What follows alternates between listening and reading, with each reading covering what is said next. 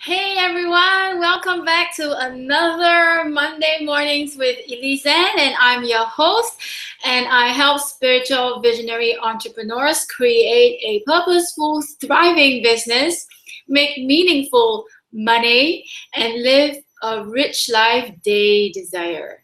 All right, so welcome back to another wonderful episode of Monday Mornings with Elise Ann. So we're gonna be really chilled and casual here. So I'm going to talk about this topic for this week. It's how to never run out of creative ideas. The thing is, being in business is not just having your gifts and talents, and then and then you're gonna like sort of get your name out there and conquer the world. There's so much more. The learning curve is so huge. I mean, if gifts and talents were just sufficient, then I am a gazillion errors by now. And so I started like everyone else. Let me see. I started with like everyone else, knowing that I have a gift, I have a purpose, and I started as a card reader and so on and so forth, and I thought I was just going to retire as a card reader, right? But experiences has told me, and reality has taught me or told me, that gift and talents alone isn't enough to get my name out there, get clients, pay my bills, and put food on the table, right? I needed to learn something else, which is the business and structures in place. So I wanted to get into reality right now. Like, your gifts and talents can only get you to somewhere. Like, even if you do the word of mouth marketing, it can only get you to a certain level. And until that point, then other tools, other strategies have to come in place, and you build a business. And if you want to build a proper business, then you need to have systems and structures in place. And one of the ways to actually stand out from the crowd and get noticed is, it depends on how creative you are. Gone are the days where the marketing, you need the marketing, you need the blueprint, and so on and so forth. What you really need is to get creative. And I've said this over and over again. I do hope you realize, like, even your neighbor's daughter is some kind of healer, consultant, coach, or of some sort, like strategies or whatever it is. And I think right now the word coach is so overused. I don't know what. I mean, when I started as a healer in 2008-ish, people thought I was crazy. But now if you look at the statistics right now, everyone is a healer. Everyone knows Reiki. So then I always ask them, why you? Why would people want to hire you when they could get something off $10 while you're charging $20? So why you, right? And, and then I started being a love coach. It was quite a niche market. And then now everyone is a relationship expert, everyone is a relationship coach. Then why are you again? And then I became a business coach, and now everyone is a business coach again. Why are you? So it's there are plenty of people out there doing what you do. So the only thing that you can actually stand out is by how creative you are. The market doesn't need another strategy. Like, come on, just go. If say you're a business coach in my industry, right? Go look at other people's sales pages. They teach the same thing, like your ideal client avatar, how to blog, how to monetize, how to grow your list, and so on and so forth. So basically everything, all the information are out there. There are no new information. It's how you package it. And people work with you. It's not really because they don't know. I mean, I know how to craft a ideal client avatar, but I still work with a certain coach because of her energy and her experience and her results. So it's about you, right? I want to set this straight. It's about you. You can teach the same thing what other people are teaching, but people choose you because of you.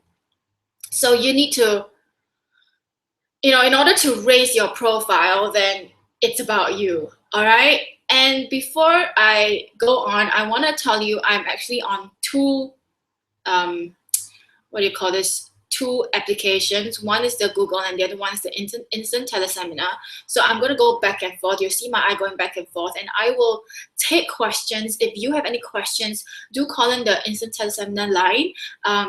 There is a code, and or you can type in via the chat box, and I'll be able to answer your questions. I'm not sure how to do it in the Google Hangout, but technology as such, even like in this, like why I decided to do Insta Teleseminar and this video thing, because I believe in video marketing. I absolutely believe, because you can see me, like if you notice, I had a new color in my hair. I changed my hair. So you know what's going on with me. You can see how I look. You can see you can feel my energy. And so I absolutely love, you know, the video. And then I don't want to let go of the audio as well, because I don't want to re-record it. And so I thought, and I don't want to carve time out to record the video alone. It's going to waste so much time. And if I have a video and then the other radio show, it's just, the energy is not right. It's not in alignment. So I decided I'm going to kill two birds with one stone. In fact, three. So I'm going to do my weekly show. It started with a radio show, and then it kind of like evolved into this Monday mornings.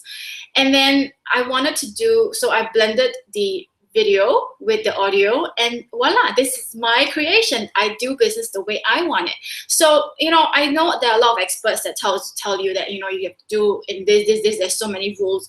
You don't screw the rules. You just do business the way you want it. Because at the end of the day, you know, if you are a coach, concealer, consultant of some sort, then you are a leader of your pack. You are a leader, and clients need some kind of light to follow, and you're the guiding light. So if you teach people how to live by their own rules, and you need to sort of live by your own rules. So this week's topic is how to never run out of creative ideas.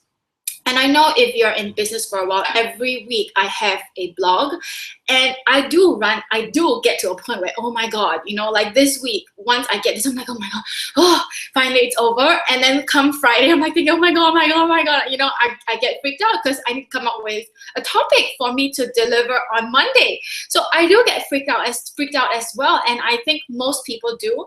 And you need to just train your mind to source and suss out for yummy topics. So there are a few ways you can do it. First of all, I think, you know, if you have noticed, look around, there are so many copycats. And I believe the highest form of flattery is imitation, and that's absolutely fine. But then again, you know, I think a lot of experts, or even I encourage you to model what I do. If you copy it, I mean, people will know that it's not you, and you yourself know that that's not your energy as well. So it's all about integrity and authenticity, right? So you do what you need to do. Of course, you don't copy word for word, then that's out of alignment, that's stealing. But whatever it is, I know when you're just starting out, even when I had to borrow my mentor's voice. And up to a point where you can only do that to a certain point, and then you're so sick and tired because you know that's not you. It doesn't sound like you. So I want you to go from copycat marketing to creative marketing, and that's when you really need to know who you are, what's your voice, what is your voice, and what you stand for, and what is your the style of your writing. So I think a lot of people do give their work out to the copywriters as well, but the copywriters are not you. You have to write in your own voice. Like, you know, if you swear, then your copywriter doesn't swear, then that's not you. You know, so I want you to, the first thing is you gotta know what your message is and what do you stand for and who are you as a person. And when you write and when you market, make sure you are as close as to how you sound like and how you say. So that gives that personal touch. All right. So, and I see so many copycats because first of all, they don't read enough. They spend a lot of time on Facebook seeing what other people are doing, but ultimately they don't spend enough time knowing who they are, what their message is. And I get a lot of divine downloads and a lot of ahas and a lot of ideas when I read, when I watch TV. But you know, TV, you gotta like depend on what kind of TV programs you watch. I like watch lame shows like Kardashians because I mean the kind of lifestyle that they're living and that kind of thing. So they give me idea. I like to watch E-News and that sort of thing because they're very creative, right? So I get my ideas there. So I remember my first radio show was called Beyond Business with Elise Ann, Beyond Business Conversations. And I had that idea because I was watching Juliana Rancic. She had this show, Beyond Conversations, I think. Beyond Conversations. Oh no, that's my neighbor. Beyond Conversations with Juliana Rancic. So I borrowed her and gave it a new name, Beyond Business Conversations. So there are so many ways that you can have ideas. I'm going to keep this really short today because I think my neighbor is doing some renovation, so I don't want that to interrupt. So I'm going to quickly go through, and if you have any questions, please go and join me at the Spiritual Entrepreneurs and ask me any questions that you like. Okay, there you go. You can hear it, right? So the next thing, I know most people don't talk about this, but it's so you need to have good sleep. You know, I have mind clutter. I have mind chatter. Who doesn't, right? And it drives me nuts. It just goes on and on and on. And then we think by going on and on and on, our problems will be solved. That's not true. So whenever you're going through a rut, I suggest you sleep, because the body rejuvenates, the mind rejuvenates, and then you get that space to download the divine information. So first of all is read. People think that reading is such a waste of time. I don't want to read. I want to work on my business. But reading is personal development. Reading is developing yourself. You know, I had a client who said, why do I need to hire you? And then you ask me to read. But there are certain times I cannot be with you 24/7. And therefore, these are the times that you need to create and cultivate habits to develop yourself, right? When you read, you think, and you have these mental processes. So these are the times where you get to know yourself even more. So read and like, oh my God, I'm going to do this. Oh my, then you'll never be afraid that you actually copycat someone else's marketing materials.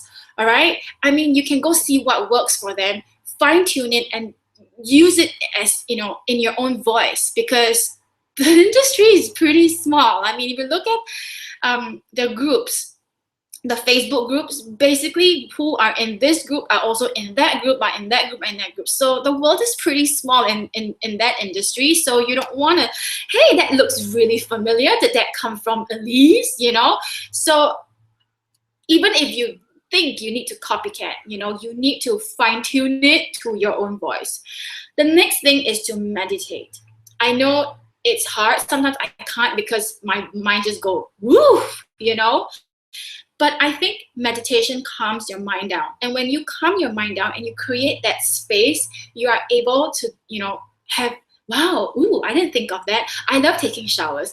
Great ideas come to me when I'm taking showers. There's just this thing about the water sound. And it's just, I think it's just, you know, being at peace and you're feeling so relaxed. I think that's what it is, you know, like being so relaxed. That's when you give that space, and your ego is out of the way, your mind chatter is out of the way, and that's that connection between you and the divine. And that's when, whoa, I didn't think about that. That's yummy. So these are the things that I do. And the next thing is to trust your intuition. And that's like, the more you use it, the more you are able to trust it. And, you know, you seek divine guidance, right? So then you need to listen to it. And I'm so sorry. The next thing is you need to have a pulse in the market. You need to know what the market wants. That's when you need to come up with the market research. You can't sell what people don't want to buy. So you need to go into the market, see what your clients are talking about, see what your potential clients are talking about, and then create those blog posts every week to potentially give them the solution to their problem. Right? Like I said, I have a blog post every week going out. So I need to know what to say that is relevant to my clients. So your blog post needs to be relevant as well. All right. I am so sorry. I hope you can hear me. That's when the neighbor starts. So renovating because they just moved. Anyway, so you have to have a pulse in the market. Just because you are good with connecting with the divine, it's not good enough. You need to know what your people are talking about. So good places to go to are forums. I think in the past, there are literally those membership forums where you go in and see what people are talking about. So you need to go to the forums. Like right now in this era, it would be the Facebook groups. Go to those forums, see what people are talking about, see what questions they are asking, and then the topics could be endless. Go to Google, do some search, go to YouTube, do some search, what you are interested in, and chances are your ideal clients are probably also interested in that. Like, I know creative ideas, oh my god, I get writer's block all the time. Like, next week is coming, what am I going to do, right? So if you write weekly blog posts, then I'm sure you get blocks. I mean, you get like, oh my gosh, is this an interesting topic enough for people to want to know? So you need to have a pulse in the market, okay? And get a book to write all your ideas. I know I get ideas when I'm driving, and it drives me nuts because you know we have 7 seconds of memory, right? So I need to repeat and repeat and repeat and get it into my mind, because you know, if it doesn't get in your mind within 7 minutes, you forget. So I find it really disturbing as well when I get an idea in, you know, when I'm dreaming, when I'm sleeping, I remind myself, okay, I have to remember this, I have to remember. When I wake up, I actually forget about it. So it's good to have a book nearby, and you can wake up, write it down, or when you're driving, just text it, record it. And don't you hate those moments where you know this is such a fantastic idea, and then like, I'm gonna just write it down, and then you drive and you get out, I'm like, oh god, what was that again? So always have a book handy or have a recorder handy and write it down. So have a designated book where I have, right? So this is my designated book, and find something that you really like. I like animal prints, right? And write all your ideas now. There's no such thing as a dumb idea. There's probably ideas that you don't want to execute. That's about it. So write them all down. Write them all down. So if you're not like living in the moment, that kind of person, like I decide like on Friday, what am I going to talk about? So I can have a range of topics during the week, but I feel into it whether I want to talk about it or not. And then on Friday, then I make my last decision. But if you are not like that, you need some kind of system, then I suggest you write down all the topics that you actually want to talk about, that you feel like you really want to talk about. Then you write them all down, and when the week comes, you can arrange them, right? I know there are some coaches, they plan, they have a block schedule. So we typically write once a week, right? So 4 weeks to a month, sometimes 5. So whatever it is, that's not very difficult. I think Marie Forleo, she records her videos 8 at a time. So it's like time saving as well. Like for now, I have my makeup on, and I would just do other video recordings as well, since I have my makeup on, because I don't really have makeup throughout the week. So you can do that effectively. If you do video blogging, then change your outfit a little bit and have a few topics. I used to do this when I didn't have this show, right? So I would record like at least 4 videos, since I'm already made up, 4 videos, and then I'll just disseminate week by week. And that doesn't stress me out because I'm already prepared. So you can do 8, you can do 4. Since you're already made up, might as well, right? Yeah, have a topic list. So I'm going to go to the chat box and see if there are any questions for me, and if you would like to talk to me.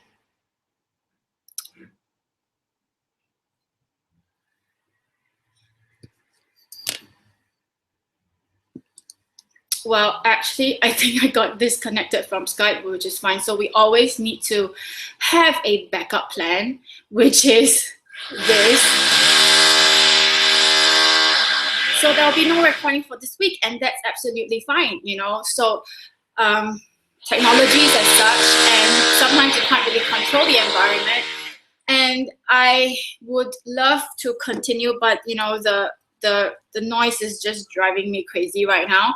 And so this is what I have for you this week. If you have any questions, do join the Spiritual Entrepreneurs and have meaningful conversations there. And also I have a free call coming up. It's to help you manage and manage rejections and objections and obstacles, because I think most of us stop because people say no to us. And I want you to know that that's actually part of the plan. You know, people will say no to you. And when I was starting, and most entrepreneurs, when they start out, they take it very personally because their business is them, and I get it, it's their identity. And when clients or potential clients say no to you, we take it really personally, like, oh my God, there's something wrong with me.